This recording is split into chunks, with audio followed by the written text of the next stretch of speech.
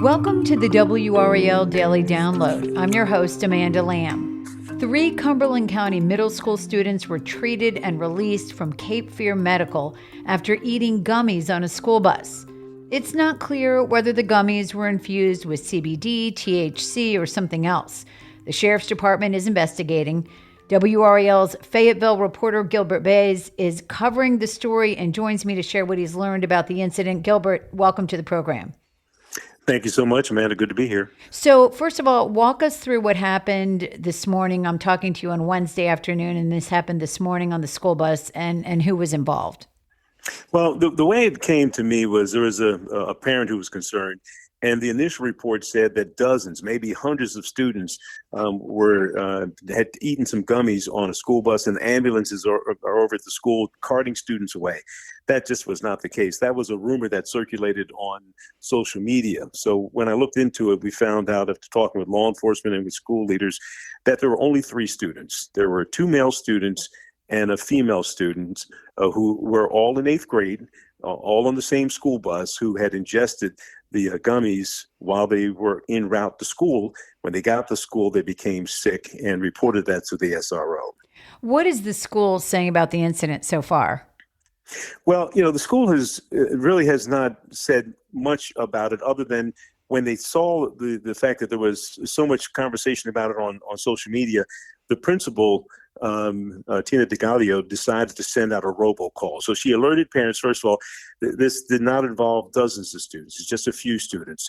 And she went on to say that the students ate something or ingested something that they shared amongst classmates.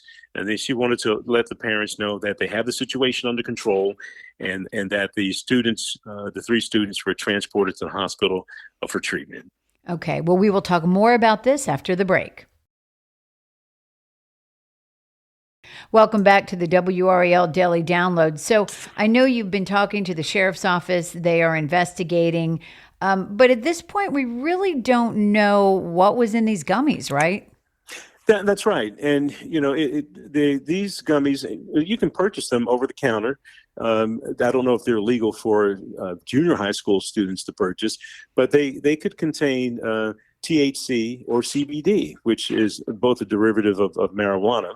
And they're many times used for good use. Sometimes people use them to treat glaucoma. Some use them for cancer. Some use them to lose weight.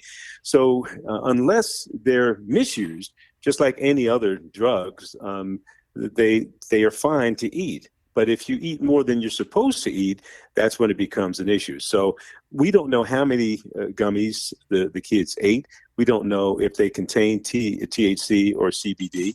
All that's being investigated right now by not only the doctors, but also the Cumberland County Sheriff's Office to determine if any charges should be brought against someone who provided those to the students. Yeah, and I know this is a growing concern. I recently did a podcast with the WRAL Investigates team, and they did some testing on these gummies, which shows that a lot of times the ones that you buy over the counter can have misleading or dangerous levels of CBD or THC or some other chemicals. And nationwide, the number of kids getting poisoned has dramatically increased. I noticed in your story, I think by like 700% since 2018. So do you think this is something that law enforcement in Cumberland County and elsewhere in our viewing area are going to start really being more concerned about? Well, I mean, I talked to after I found this out, 4 different sheriffs, a couple of police chiefs as well. First of all, to determine, are these things considered drugs? Well, they're regulated by the Food and Drug Administration, but depending on what the level of THC or CBD in it will determine if it's a narcotic and if it's legal. So there's a very fine line here, or really it's pretty well defined as to whether these things are considered narcotics and what should be sold and what should not be sold. And the question is the point that you made. Some of these things contain more than they really say they do. And I don't want to speculate what went through the minds of these kids, but you're talking about junior high school kids who are very, in their stages where they're exploring things. And so there was probably some conversation that said, hey, I got these gummies, let's take some. So if you don't know, here's a handful of them, or here's 3 of them, or here's 10 of them. So with us not knowing that, it's hard to determine, why they got sick. we're just all glad that they're going to be okay. But that was an expensive trip to the hospital for them to do this. And also pretty scary. I mean, I'm sure that parents today, this is the kind of thing that they think about. I didn't have to think about this with my kids growing up, and you didn't either, but it's a new world. So I know you spoke at least to one grandparent about the situation. What did he have to say? Well, here's the thing. That grandparent just happened to be at the school leaving with his granddaughter who was ill for another reason. And I asked him about it. He didn't know. So, even if the principal sends out a robocall or tries to make contact with folks, there are folks still who did not know that this was going on. The school was not put on lockdown or anything like that. This was a robocall that went specifically to students of Douglasford Middle School.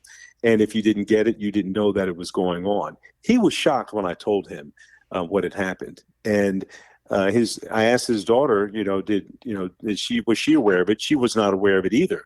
But as we were walking away, I heard her say to him, the kids share stuff all the time.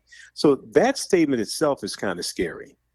And it just goes to reinforce parents. You really got to watch what your kids are doing the best you can. It is a very difficult time with, internet, social media, cell phones.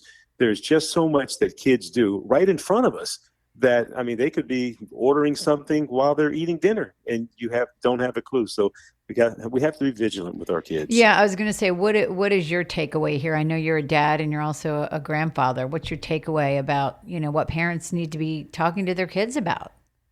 Well, you have to have the conversation, but it is scary even for me. I've got 7 adult kids and 10 grands. And, ranging from 3, my granddaughter is 3 today, my youngest, and I have some grandkids who have graduated from college.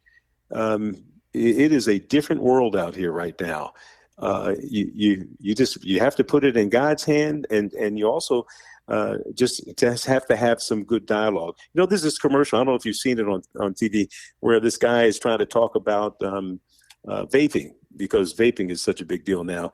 And so he has to do a little dance in order to get the attention with his daughter. Yeah. Have you seen that one? I have not, but that sounds like a good idea. Well, but to me, it's kind of foolish. Sit down, girl. Let me tell you about vaping. Don't do it. Right. I hear what you're saying. I bought it from that school. I'm not going to learn the dance steps in order to talk to my kids. Right. But this is a different generation, and different approaches are needed, and to make sure that you can communicate with your kids. So my hat's off to everybody who has to learn some steps to talk about vaping and about gummies. I hear you. So thank you so much, Gilbert, for breaking this all down. I know this has given parents a lot to think about, and I know you will continue to follow this story and this issue. Thank you. It's always good to talk with you, Amanda. You take care. Thank you. This has been the WRAL Daily Download, a production of WRAL News. Check out my true crime podcast from WRAL Studios, The Killing Month, August 1978. Episodes 1 through 8 are available now wherever you get your podcasts. As always, thanks for listening to the WRAL Daily Download.